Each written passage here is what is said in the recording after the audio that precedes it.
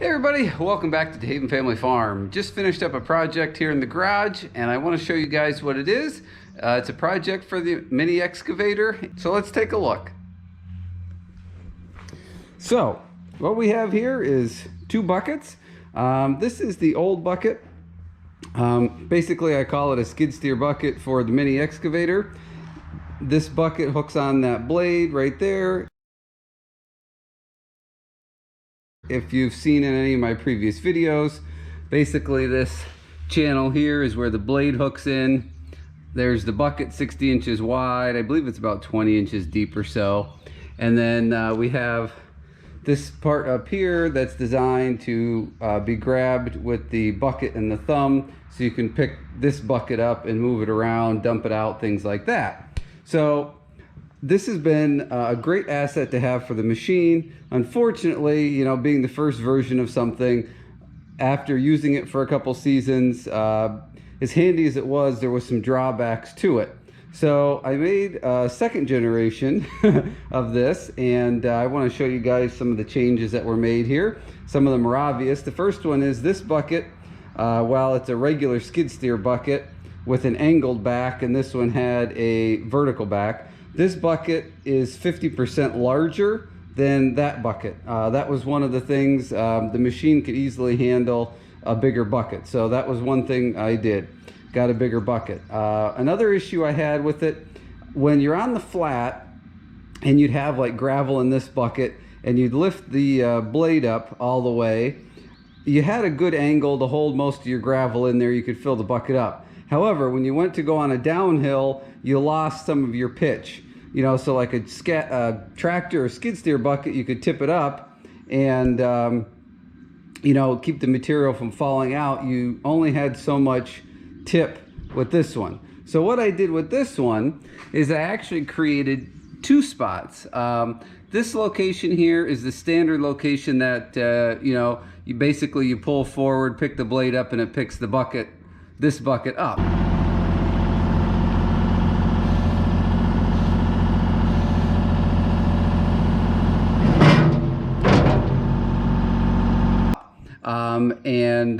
Then you can lower it down and this bucket would be level to the ground. You can scoop and do various things, same as this one. But I added this second setting here, and what that does is it allows this bucket to be tipped steeper on the blade of the machine.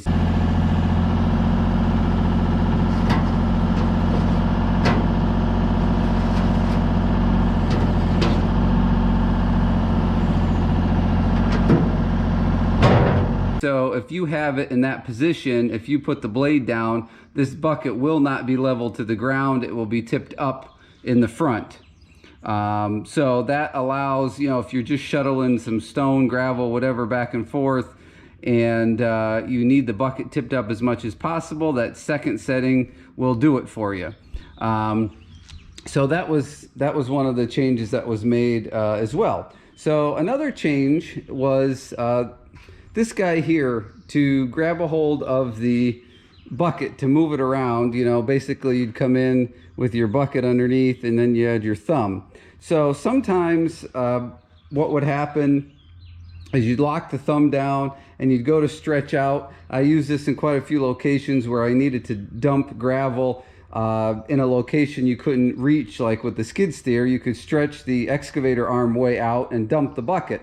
Problem is, sometimes as you started to stretch out, there wasn't a lot for the machine to grip on this, and sometimes the bucket would slip a little, and I never lost the whole bucket of material, but it got kind of frustrating. So I made some major design changes here. I know it's a little hard to see because it's black and kind of shiny. I just got done touching up some of the paint, but this is the difference here. This obviously is box tubing here. That's some C-channel over there. But you'll also notice that this has an angle on it, because you have to keep the mechanism that you're going to use to pick this bucket up. It has to be in the middle. Otherwise, when you go to pick it up, this big bucket is going to want to tip on you. So you have to pick it up in the middle.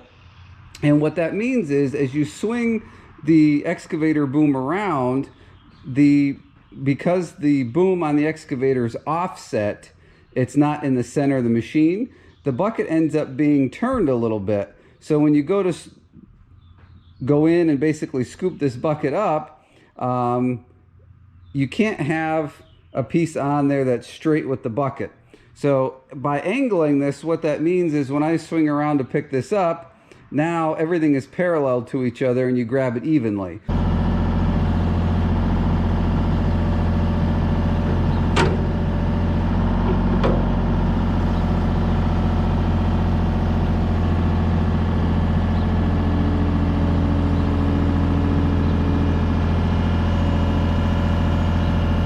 So that was one change that was made. Another change that was made is you can see that this sticks out over the bucket.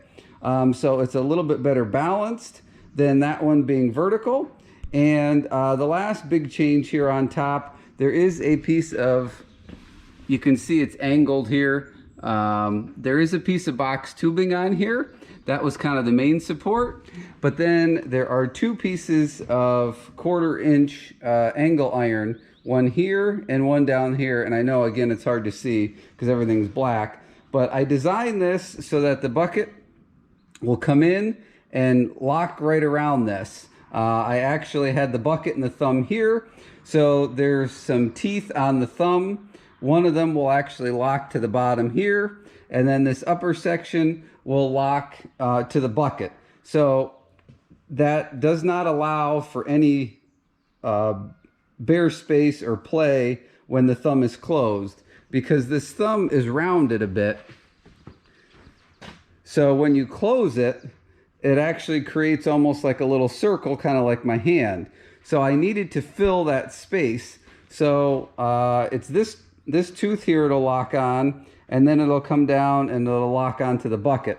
So it's, you know, it's a little hard to explain. Stay tuned for future videos because you will see this in use. I'm not doing it right now because the paint's still drying on it. So anyway, that will allow me to keep a hold of this, and I can tip things any way I want and I'll be able to keep a hold of it. Much better design than that one. And then I think the last thing, I did add a second cutting edge I welded onto here just for strength. This bucket was a lighter duty skid steer bucket that I bought, and I cut the quick attach tabs off the back. So I wanted to make sure that it was heavy enough that if I put a big rock or something in there, I wasn't going to bend the bucket. So I added this 1/2 inch thick second cutting edge to this bucket. You can see here's the original one, and then I added a second one just to give it some strength in the middle, so hopefully it doesn't bow. I welded front and back of that, but anyway, so the last thing that I made sure of, I had an issue.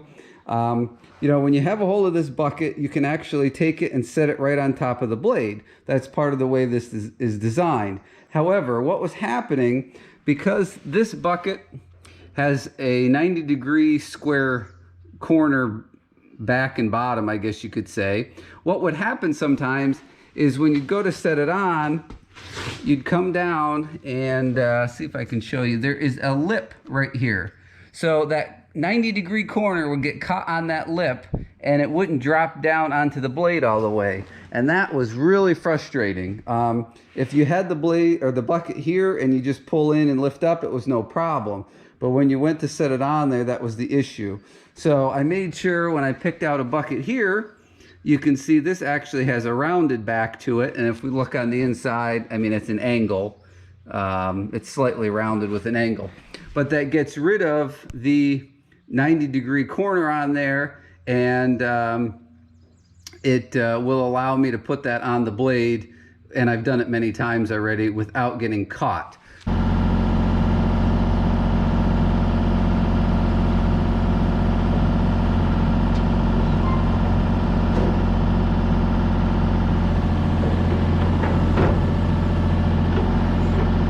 So that's the basic design. We'll see how the second generation works out.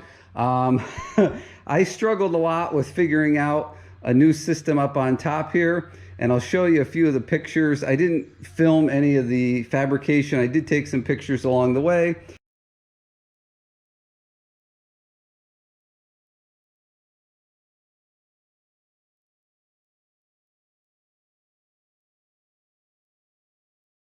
But I tried doing some different things where the bucket would come in and there'd be multiple square tubes coming across, something that would hang on to the bucket, this bucket good. So I tried that,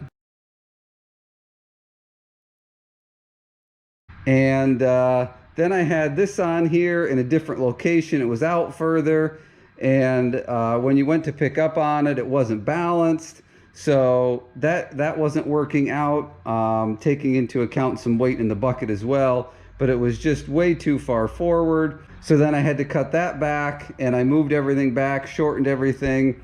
I plated everything, I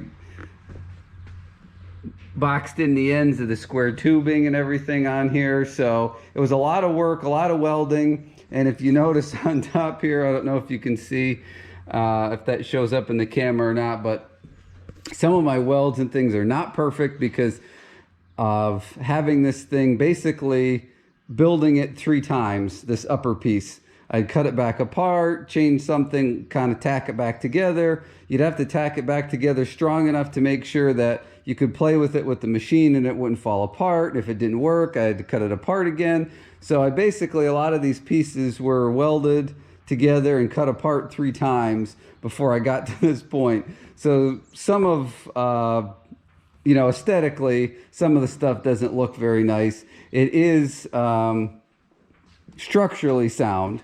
Something a little different. I know it was a lot of talking, but I really think that these buckets are super, super handy to have if you have a machine like this. There's a lot of situations where you could almost use 2 machines, and this partially fills that gap. It's not a perfect, you know, skid steer type setup, you know, but it really, really makes a difference if you need a haul material or even rocks. There's a lot of times rocks or stumps.